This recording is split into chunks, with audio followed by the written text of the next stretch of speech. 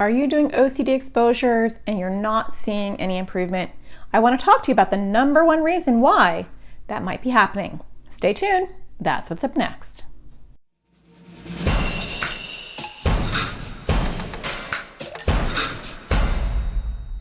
Hi, my name is Natasha Daniels. I'm a therapist and I make videos for people with anxiety or OCD. And today I want to talk to you about the most common reason that I've seen in my practice why exposures, ERP, exposure response prevention, doesn't give OCD relief.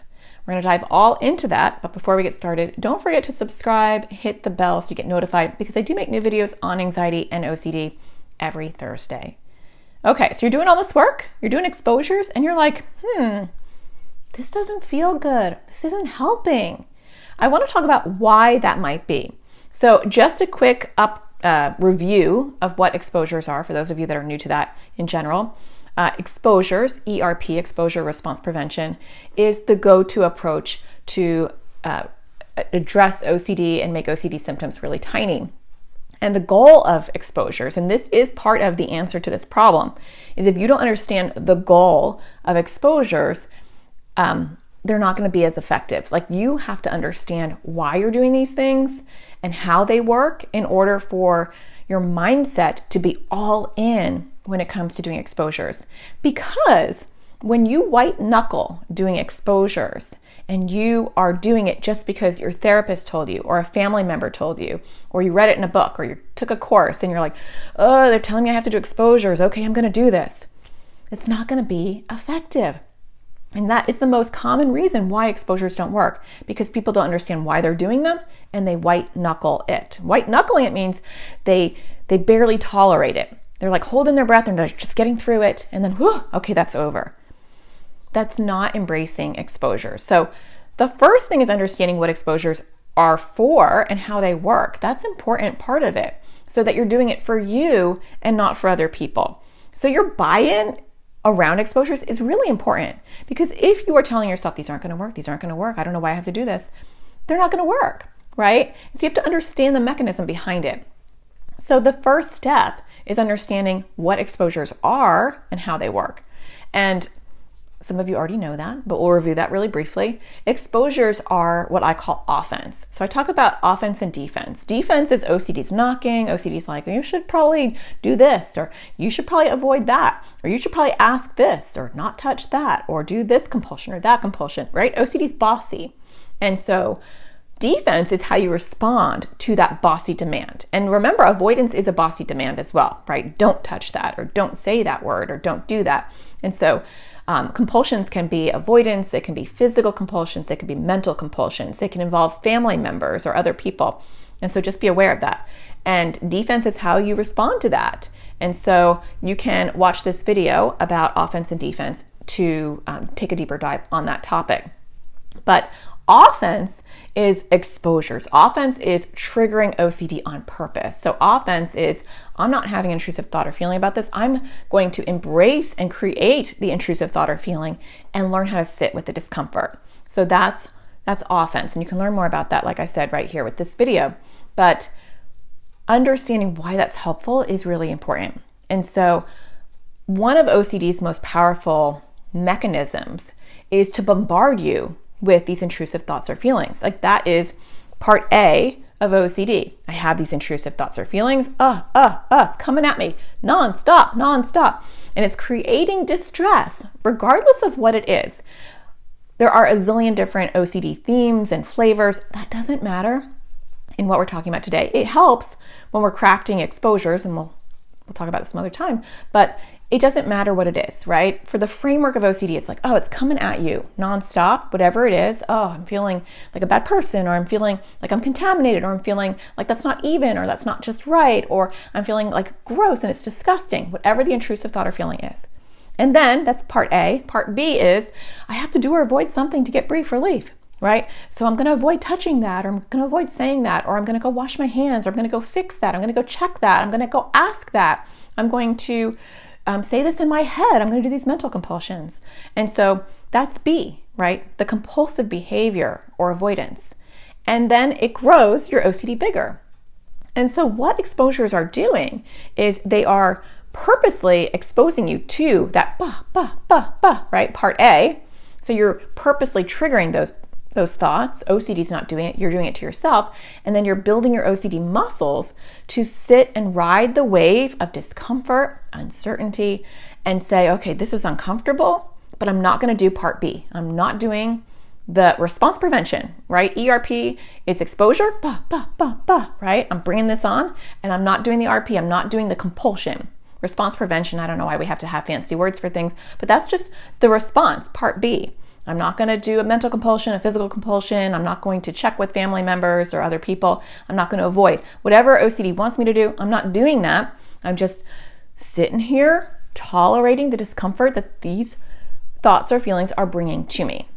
And when we do that over and over again, it's not to prove OCD wrong. Sometimes people get this wrong. They think, I'm going to do an exposure and I'm going to prove OCD wrong. I'm going to say, I'm going to touch this and look, everything's fine. That's really not the goal. That might happen and that's great, but it's not to prove OCD wrong, because that's actually getting hooked into OCD. OCD loves a debate. You want to prove me wrong? I'll prove myself right? I'll find evidence to show you that your worst thing did happen. That's not what we're doing, right? We don't want to get hooked into OCD and try to prove that we're right. We're not into debating with OCD, because OCD is king of the debate club. You will lose. You will, right? Even if you're good at debating. The goal is to realize that it's nonsense coming at you. You don't even have to have that awareness. All you're doing is building up your ability to handle that wave of discomfort without hitting the release button. You're not hitting the escape button. You're not opening up your parachute and quietly getting down. You're riding the wave completely without doing the compulsion. Over time, that builds up your ability to handle all that noise that OCD is throwing at you without doing anything.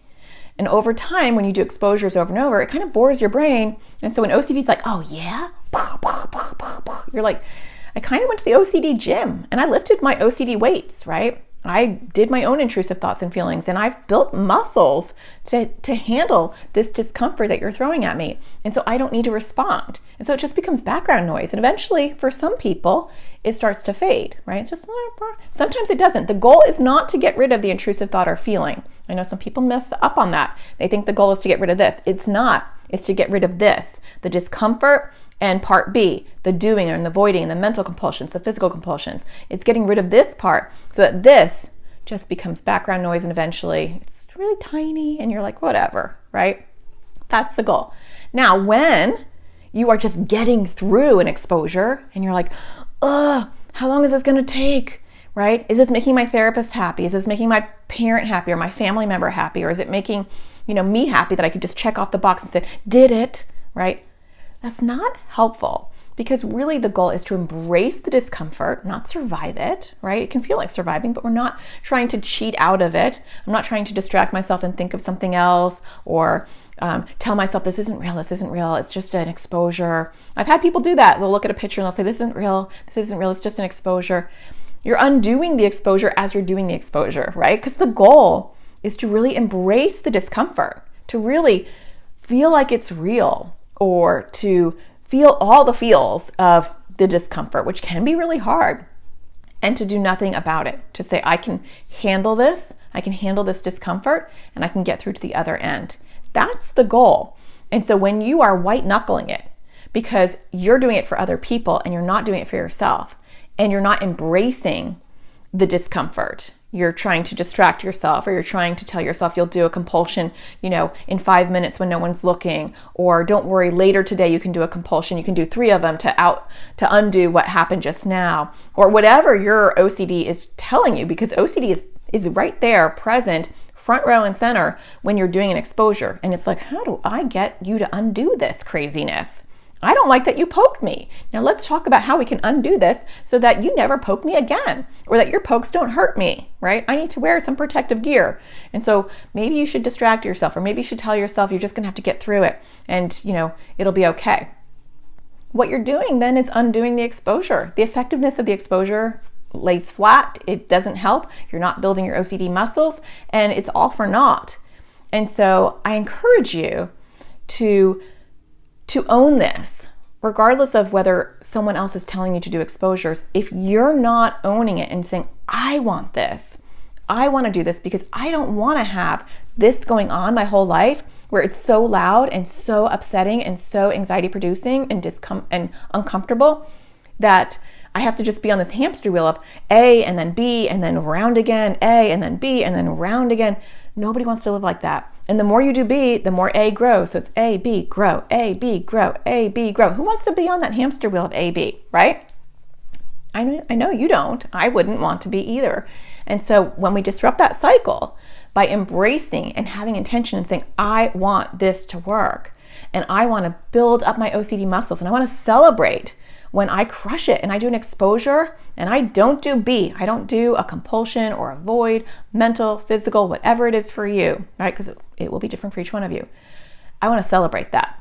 And if exposures are scary in general and you are white knuckling it, and you're like, just get this over with, then pick a smaller exposure. There's always something that you can find that might be a little bit smaller, a little bit less overwhelming. Start small and then do another small step that's a little bit harder, and then another small step that's a little bit harder, and then another, and then another, and then another, and then another. And then all of a sudden you're over here and you're like, wow, I could tolerate a lot because I've been practicing. Because consistency and practicing and not white knuckling are key. So I hope that you find that helpful. I hope that you find the sparkle in everything you do, because we don't want OCD to rob your sparkle. And I'll be back again on Thursday for another video. Take care.